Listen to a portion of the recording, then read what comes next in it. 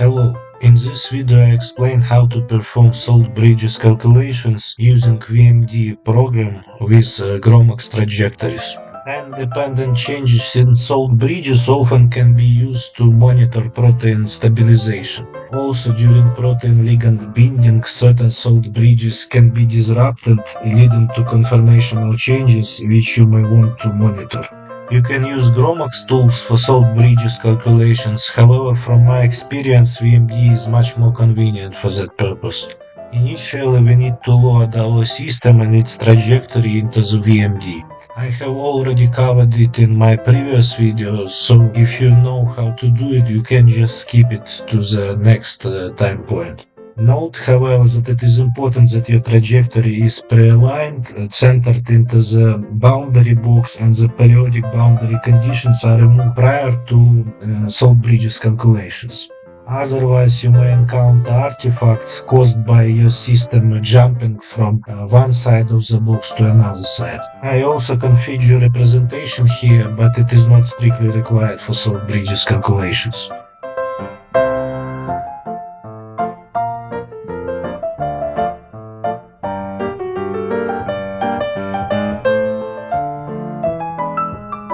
Now that we have loaded our trajectory into the VMD and configured its representation, we can further proceed with salt bridges calculations. In Extensions submenu of the VMD main window, click on the salt bridges. A window will pop up where you can configure your calculations. Here you can specify selections, and in this case I only want to analyze for atoms from 1 to 6704.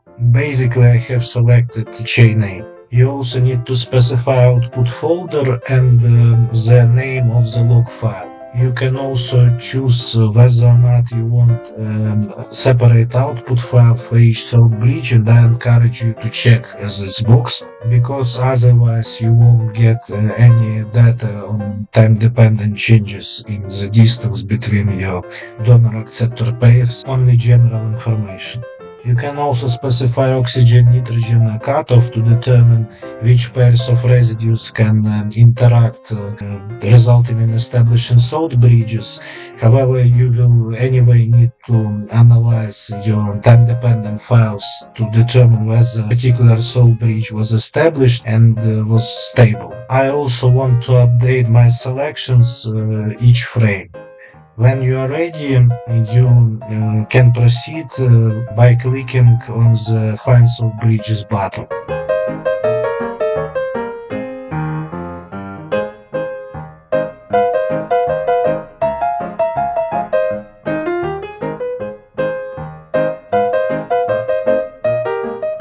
Now let's check our output.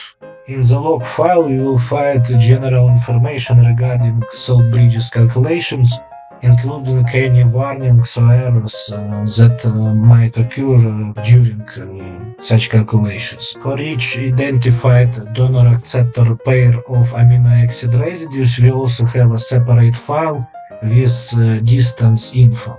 Based on the distance between those residues, you can determine whether particular salt bridge was established and whether or not it was stable. This will require additional analysis in certain statistical tool or using, for instance, some Python libraries. As a rule of thumb, a distance of 3.2–3.5 angstroms between donor and acceptor atoms is usually sufficient for establishing canonical stable salt bridge. Thank you for your time, and let me know if you have any questions.